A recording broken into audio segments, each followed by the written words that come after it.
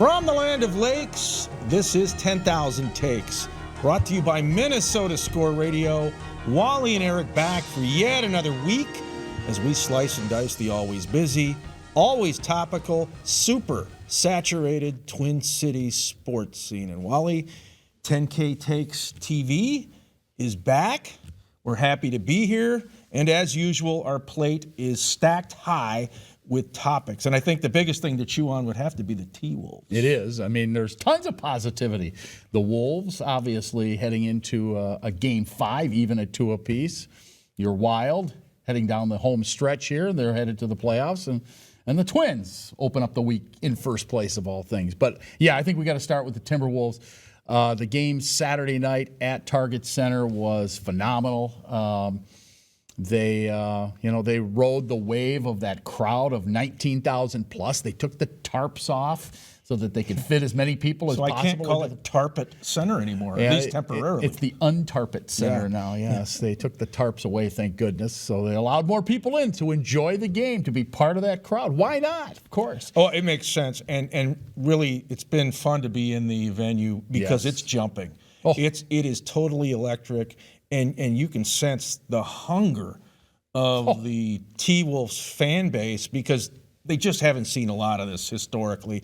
And so it's funny because it seems like it's been a marathon series already and we're only 4 games in. Oh. And it also makes you realize how hard you have to work to win 1 round in the NBA playoffs, let alone 4, which is what it takes to hoist the Larry O'Brien trophy and take a confetti shower. But yes, the fans have delivered. They have brought the energy, even in the the Minnesota meltdown, or I guess downriver they're calling it the Memphis Miracle in Game 3. The fans were there until the final minute, and then they bailed. But yeah, it has been very electric.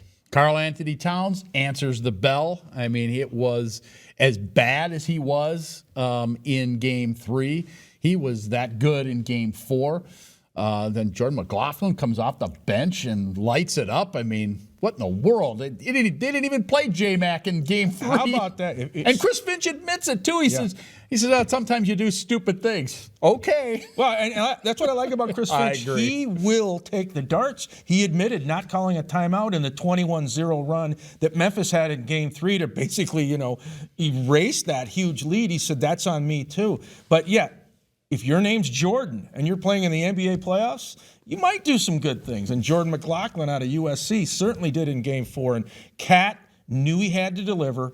He was a piñata. Everybody was banging on him, not just locally, but nationally. And he came out, erupted for a bunch of points, great rebound numbers, and I thought he brought the fire from the get-go. Now the key for Cat is, who's an all-star. This guy did it almost every night in the regular season. He's got to be consistent because we saw the drop-off in the playoff game against the Clippers with the play-in, and then we saw, Game 1, T-Wolves look good, and then all of a sudden these disappearing acts. He's got to be more consistent, and I think he will be. Yeah, well, and they need him to be because, as I said on the radio last week, they're not going anywhere unless he performs. I mean, he has got to be at the top of his game. He's their best player, and in order for them to go on in this postseason, they need for him to play like he did in Game 4. He got to the free throw line. He got rebounds, as you said. He was guarding on the perimeter defensively. Pick up silly fouls. No, and he didn't pick up those fouls, and I think that's key. The only thing I still don't like him driving, catching the ball out at the three-point line and then driving to the basket. Not thrilled with that. I love to see him in the low block. I like to see him spot up for 3. I love the play they ran for him late in the game. They run this play where they set up a picket fence and he curled around top of the key and hit a three-pointer. I mean, that was huge. And he can do that type of thing. That was out of bounds, out of a timeout. Yep. But they need to do more of that and less of him standing out on the three-point line and then driving to the basket. That just doesn't work because he plows guys over and then he's asked to make a pass that you want D'Angelo Russell to make or McLaughlin to make or whoever, Ant. But that's not his game. His game is in the post, and he can sure shoot that 3. That's for sure. Yeah, thank you, Coach. Sorry. But the other thing that's cool about this run, the popularity of Pat Bev. I'm really noticing it as you walk into the arena and then you're in the building. Oh, yeah. I love Pat Bev t-shirts. I see them everywhere. And this guy really is, he's the spark, right? He turns it into a bonfire. He's so emotional, and he's playoff proven with his experience with the LA Clippers, and I think he's playing with a boulder on his shoulder. He's not happy the Clippers dealt him away, and Minnesota picked him up. But Pat Bev's become a bit of a rock star in Minneapolis. And the funny thing is, if you're in the arena, you can tell when he makes a shot, the place really erupts. When somebody scores a basket, there's a lot of noise and cheering. But when Pat Beverly hits one, man, the place goes nuts whenever he hits a shot. And he hit plenty of them on Saturday night. And I know one thing, Target Center is basically on lockdown. When you enter, you got to go through Checkpoint Charlie, and they want to make sure that you don't have anything in your bag or you're not carrying anything in. But they might need to tighten things up. Minneapolis is becoming a protest city, Wally. Now, we saw it all in the wake of the George Floyd tragedy, and in my eyes, a lot of that very justified. But now we're getting the Animal Liberation Front. They're in there protesting. Glenn Taylor and his chicken and egg company and inhumane treatment of birds. And they're getting in. And so they may want to tighten things up. They might, and the chicken people might want to find someplace else to protest. I'm sorry. Well, I can't condone what is going on. There's got to be a better way to do this in the middle of the bird flu. Now, are their tactics right? Well, that's debatable. I would agree with you there. But they're getting attention. New York Post had a huge article on it today. And the gal that snuck in Saturday night, she was dressed like a referee. Very creative. Well, maybe she'd be dressed like a chicken and stay off the floor. Well, stop interrupting the game. I think the Memphis coach thinks she could do a better job officiating than that crew did in game 4. Oh, boy. He wasn't thrilled with that, was he? All right. We need to take a break. All right. We got a lot coming up. Al Newman, two-time World Series champ with the Minnesota Twins, will join us. We will talk about the first place Twinkies. You're on 10K Takes, your T-Wolves ticket. I've been meaning to give you these for many years. I think they're perfect.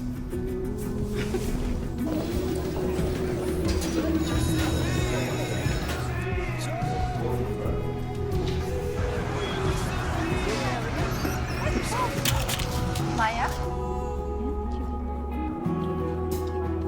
Oh, I love your earring. Why didn't you try these? It isn't just about vision. It's about care. Nobody cares for eyes more than Pearl.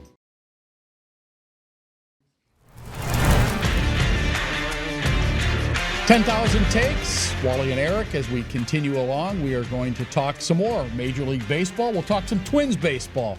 And why not? As we mentioned a little bit earlier, red hot. We are joined now by former Twin, two-time World Series champion, Al Newman.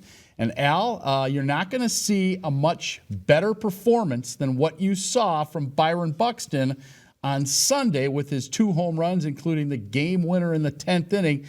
That, I think, is what people have been hoping for and waiting for with this guy. When he's not injured, he's awfully good.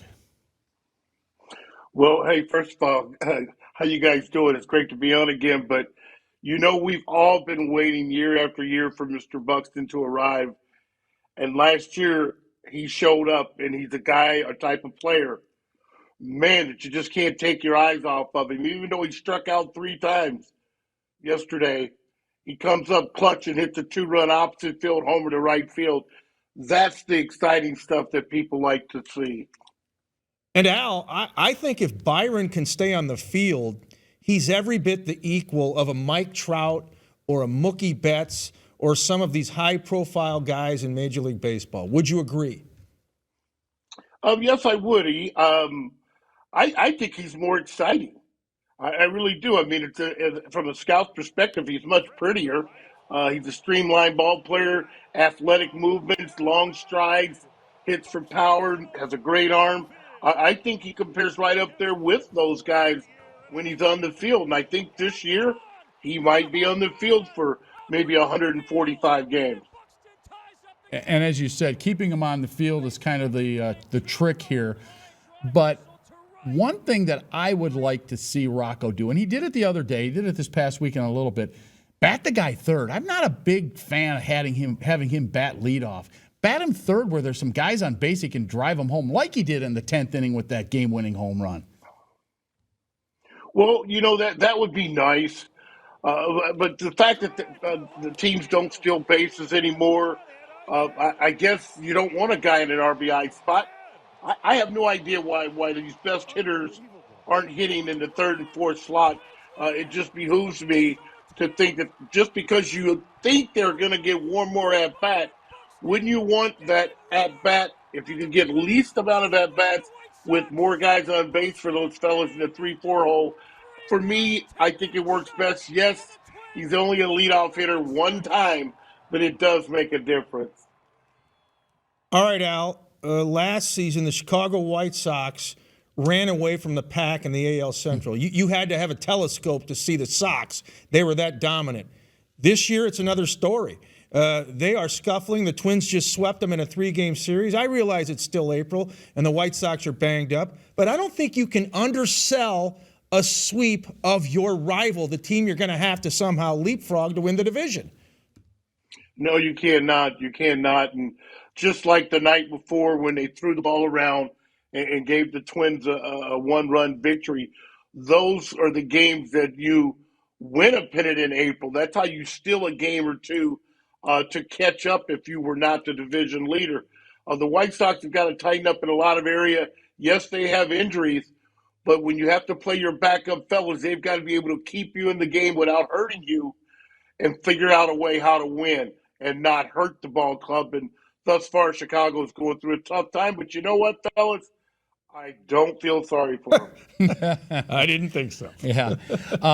If Derek Falvey and Thad Levine drew up what they had hoped would happen with their pitching staff through the first month of the season, I think this would be it. That starting staff has been pretty good. One of the best, if not the best starting staff so far in the American League, ERA-wise. Are you surprised at what they've been able to accomplish thus far? I'm only surprised because when you look at it on paper, it doesn't match up. You know, the old adage, you can't see a guy's heart or you can't gauge his determination statistically.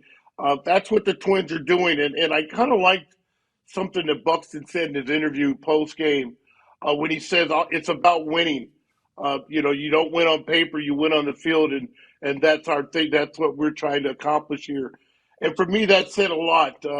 You know, when I look back, and I'm not comparing them to the 87 or 91 teams, we were a team. And to be a team, you have to be a team first before you can grow to be a champion.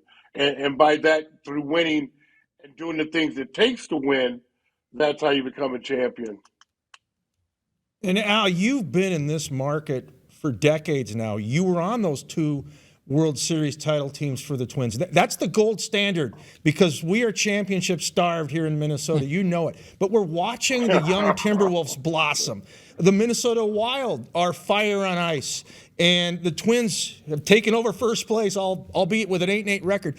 But do you sense any flashbacks? Because you remember how giddy people were when you guys went on those runs. Being at these T-Wolves games, I feel a little bit of that now. There's a long way to go, but it's fun, isn't it? Yes, it is. Being a fan or fandom part of it, I'm enjoying it, life after baseball. And I will say this, if I'm not mistaken, in 91, I believe the North Stars at that time were very competitive and might have had a playoff run. The Vikings were doing their deal. It excites the town when the professional sports are all in it to win it. And looks like this year at the beginning, we're off to a good start if the Twins can uphold their piece of the puzzle and make the playoffs. All right, in order for them to do that, we already talked about the pitching. The starting pitching has been exemplary to this point. But in my mind, I think that they're going to have to start hitting the baseball more consistently because really they had the big game on Saturday against Chicago when they scored all those runs. Sunday, they got the extra inning home run from Buxton, but average-wise, they're still one of the lowest in the American League. They've got to turn that around. And I know it's April and it's cold. That must be a factor too. But your thoughts on the Twins as far as the offense goes? Well, it definitely has to pick up. It is long ball oriented right now. I really just wish they executed the moving the runners over. I'm not going to say they shouldn't say it's not important and don't give away an at bat trying to push the ball to the right side. But when you see the other teams that won in previous years, they didn't just start doing that stuff in the playoffs. It was part of their offense throughout the season. And, even Tony La Russa early in this series had a guy square around the bunt. So, these games in April, as we say, you can't win it in April, but you can sure give away some games. And I'd like to see us execute a little better on the offensive side. Al, the Twins do have some speed, though, obviously, with Byron Buxton, Luis Ariz. Nick Gordon's got wheels. And I was watching the White Sox telecast on Sunday, and Jason Benetti and Steve Stone were talking about Gordon, saying, look, for some people it takes longer to get there and figure it out. But I think Nick Gordon is starting to show flashes. Would you agree? Oh, I enjoy watching Nick play. Matter of fact, I went online yesterday before the game, and they kept talking about this walk-up music thing. So I actually wanted to hear some of the music he produced. So I went and looked it up, and it's got a nice little beat to it. But yes, Nick definitely has baseball skills. I played against his dad. I was coaching when his brother was playing, and now to have the opportunity to watch him the last couple of years try to be a factor with the Twins, I think he's ready to make a breakthrough. All right, Al, what would be your walk-up music if you were still playing? Because that didn't exist back in the day. Nobody had walk-up music. What would be yours right now if you were walking up to the plate? Well, there were two songs that the organist generally played in the ballpark that I was coming up to hit in. Short People was one of them. Short People, and You Can Call Me Al. So I enjoyed those two songs. I still do to this day, but if I had a walk-up song today, I think it would be Don't Worry, Be Happy. Don't worry, be happy. Wow. Perfect. I like it. I would have said it would be Kansas City, Here I Come, since you're a KC guy, but well, if I was playing for the Royals, I would use that one. Perfect. Well, you're wearing your Chiefs red. We appreciate you spending some time with us, and hopefully we'll have some more positive Twins talk to you about down the road. Thanks, Al. All right. Thanks, guys. Go Twins. thank you. All right. He is Al Newman, two-time World Series champion, with us right here on 10,000 Takes Your Twins Ticket. Thinking about buying or refinancing a home? Then you should be talking to Dave Jensen and Cross Country Mortgage at mortgagesbydave.com. When you come to Dave, he begins by listening and can offer you a home loan that's right for you. Whether you're a first-time buyer or a long-time homeowner, Mortgages by Dave will be with you every step of the way. So whether you're buying or refinancing, apply online at mortgagesbydave.com or call and he'll answer at 612-384-3283. Online at mortgagesbydave.com. I've been meaning to give you these for many years. I think they're perfect.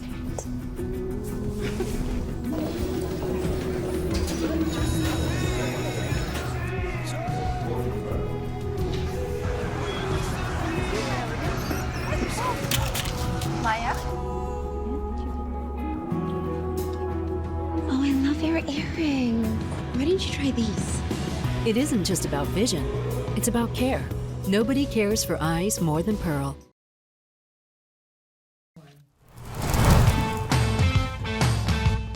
Welcome back, 10,000 Takes, Wally and Eric. Well, we've talked baseball, we've talked basketball. Time to shift to talk some hockey, and rightly so. Minnesota Wild in a chase for that number 2 spot in the Central Division.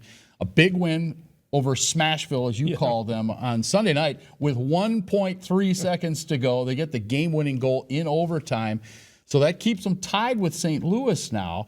And they really want to beat St. Louis so that they have that home ice in the first round, because that's who they're playing. They're playing the Blues. Right. They need home ice against a team that they have really struggled against this year. No question. And the Wild really have a knack for these late game theatrics. I mean, winning right before the horn sounds. And it was important that they beat Smashville down there in Tennessee. By the way, back-to-back nights where a Minnesota team beat a Tennessee team, right? Memphis, That's Nashville. Right. But because they had lost 8 in a row to the Predators down there. So Nashville plays that physical style like St. Louis is going to bring in the playoffs.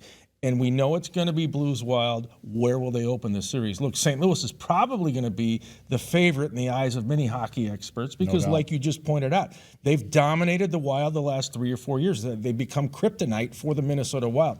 But if you have home ice and it begins in St. Paul, you might be able to flip that script. I mean, at some point you would think things are going to change. The Wild and Blues play a lot, but we've been saying that about Twins Yankees for a decade, and it hasn't changed. That's true.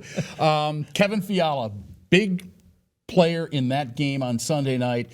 25 goals for him now on the season. So it's not all about Kirill Kaprizov. They've got other weapons. They sure do. They have a ton of firepower. There's no doubt about that. And one of the interesting off-season decisions for general manager Bill Guerin will be, can he pay Kevin Fiala? Can he pay Matt Dumba? Can he afford to keep both? Remember, the NHL does have a salary cap, and it's a hard ceiling in hockey. They don't have the flexibility and all that. They're not flush with TV money like the NHL or NBA, I should say, and even MLB to some degree, and of course the NFL. Right. So you want to see these guys stick around. Guerin's going to have to get creative like the Vikings do, but again, he's got less money to work with. But yeah, Kevin Fiala has been outstanding. He's definitely one of their high-octane guys.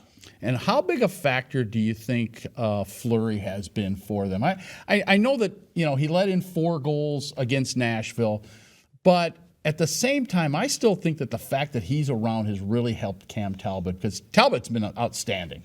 I agree. And, I don't think Marc-Andre Fleury is playing like he did even a couple of years ago with Vegas when they made that Stanley Cup run. They brought him here because of his pedigree. He's won 3 cups with Pittsburgh. He's a proven commodity. But I think you make a great point that Cam Talbot welcomed in Marc-Andre Fleury. He didn't squawk or say anything publicly. But he also had to know, wait a minute, they're not sure I can carry us deep into the playoffs. And this is a guy who was an all-star. I don't know if he deserved to be in the middle of the year, but he's playing great hockey now. And so hopefully Talbot can continue to, be a stop sign in the nets. And you've got Marc-Andre Fleury. It's decision time for Dean Evison. Yeah, well, I think it's going to be Talbot down the stretch. And when they open up against St. Louis, I think Cam Talbot will be in the nets. I don't think there's any question about that. You're right, and that'll be an interesting series. You'll have 2 high-profile Russian players in Vladimir Tarasenko for the Blues, Kirill Kaprizov for Minnesota. 103 points for Kirill the Thrill. But I do believe it's going to come down to Jordan Binnington, who, if you remember when St. Louis made their cup run and finally won a Stanley Cup for the first time in franchise history a few years ago, it was Jordan Binnington who was lights out in the nets. So can Cam Talbot or Marc-Andre Fleury be as good as Binnington? Well, you mentioned the Timberwolves beating a Tennessee team, Memphis. That was on Friday night or Saturday night, was it? Saturday night, but it actually got over at 12:08 a.m. So it's Sunday morning. So there were actually Minnesota teams beating Tennessee teams twice in one day. Twice in one day. Officially. Well, and you got something to look forward to now, because your St. Paul Saints are going to take on Nashville this week. All week long, you can go over to CHS Field and enjoy AAA baseball as the Saints. And I'm telling you, man, the weather right now, I don't know if I want to be sitting outside watching baseball. It's frigid. Spring is literally a rumor right now in Minnesota. I think we've had 1 or 2 good days. I was out at the Twins on Saturday before I went to the Timberwolves and the Grizzlies. It was 73 degrees at trendy Target Field when they beat Chicago, the White Sox. It was great. It felt like, hey, this is baseball weather. But it was a blip on the radar screen, a one-hit wonder. And we didn't even see the sun. We were just happy to have some mild temps. It was a little muggy even. Yeah, well, don't count on Long that. gone. No, this is tough. It's not coming back anytime soon. All right, we got another segment to go. Takes of the day coming up next here on 10,000 Takes, your Minnesota Wild tickets. I've been meaning to give you these for many years. I think they're perfect.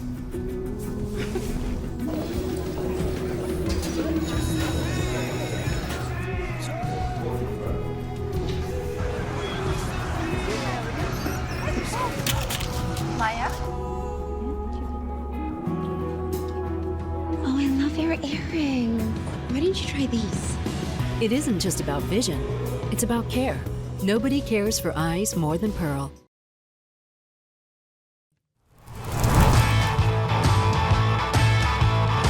$10K Takes on television, episode number 23. For those of you keeping score at home. Who would be doing that? Somebody who's very bored and has no life. Apparently. Listen, it's Takes of the Day. We have the mood meter up. We're going to find out if you're a cranky Yankee, angry American. Maybe you're an optimistic Ohioan, or in all this weather, gloom and doom, perhaps you're Captain Sunshine. What is it? Well, speaking of people with no life, how about New York Yankee fans who showed their true colors once again this past weekend on Saturday as they littered the field and littered the Cleveland, you know their name. What is it again? The G-Men. Oh, yeah. The team formerly known as the Indians, with beer and trash and everything else throwing from over the outfield wall. Look, Stephen Kwan went tumbling into the wall to try and make a catch in the ninth inning. He was hurt. He's lying on the ground. They're yelling at him. They're throwing things at him. Center fielder Miles Straw comes over and defends him. And then the barrage of garbage comes out of those fans' hands. I mean, what in the world? You know, I know as far as Twins fans are concerned, the Yankees are, as you like to say, kryptonite. All-time record, Twins have won 769 and lost 1,131. And in the playoffs, they've lost 13 of 17 to the Bronx Bombers. But this is ridiculous. Come on, Yankee fans. Even you are better than this. Early in the season, an April game, you're throwing garbage out onto the field at other players. Somebody's going to get hurt. Find something else to do. Go cheer for those rotten Brooklyn Nets. They're terrible. They don't deserve anybody's attention. Go throw things at them. They deserve to be thrown at. Wow. Welcome to New York City, where they will mug you instead of hug you. And the mood meter says it's a twofer today. He's a grumpy Guardian and a cranky Yankee. Wow. The whole ball of wax. The mood meter doesn't have that kind of reading. I know, but it's just, it's going haywire. Okay. I see that. In this digital age we live in. All right, very good. Well, my take of the day, as you know, one of the NFL's crown jewel events is upcoming later this week, the draft. It all begins on Thursday, and I think it's one of the most overhyped events in all of sports. No doubt. All this huffing and puffing by the so-called experts, I use that in air quotes, about, well, this team did well, this team didn't. This guy's a surefire Pro Bowler. This guy is a reach. Well, nobody really knows. It's just a lot of speculation. But the good news here locally, now, yes, the draft is going to get a ton of attention, and what the Purple do, the Minnesota Vikings, will be chronicled by newspapers, radio, television, talk shows, internet, all that good stuff. But hey, the Timberwolves, the Twins, and the Wild are throwing a little shade on the party. You can't ignore the T-Wolves. They've got huge games this week. The Wild are on a run to the playoffs. And the Twins, hey, a winning streak, 4 straight after sweeping the defending AL Central champion Chicago White Sox. Good. It means it won't be all NFL draft all the time in this market. I am elated. Wow. I couldn't agree with you more. That might be your best take of all time. I knew he'd like that. Yeah, I am not a fan of the draft. Wake me when it's over. Exactly. That's about all I can say about the NFL draft. By the way, who knows anything about the left guard who played for Arkansas? I mean, are there really people who follow this stuff? Yeah, they're called draft geeks. Oh. And let me say this, and it's been brought up many times, but for all these so-called experts who know everything, well, how come they weren't around when Tom Brady was picked in round 6 saying he'd be the next GOAT? Yeah. Or what about Terrell Davis, who was low in the draft, picked by Denver? John Randall was never drafted. Adam Thielen.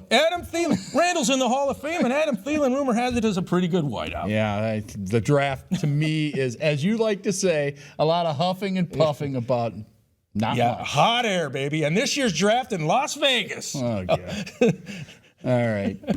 Rocky says wrap it up. Oh, we are going to go. Let's FedEx out those thank yous. One goes to Rocky and, of course, the great crew here at the television studios. For Wally, I'm Eric Singh. So long. This is 10K Takes, your sports. Take it.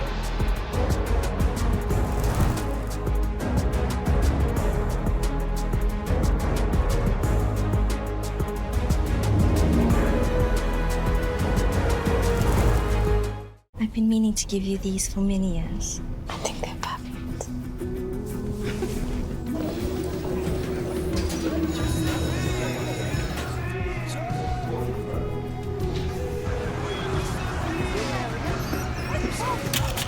Maya? Oh, I love your earring. Why didn't you try these? It isn't just about vision, It's about care. Nobody cares for eyes more than Pearl.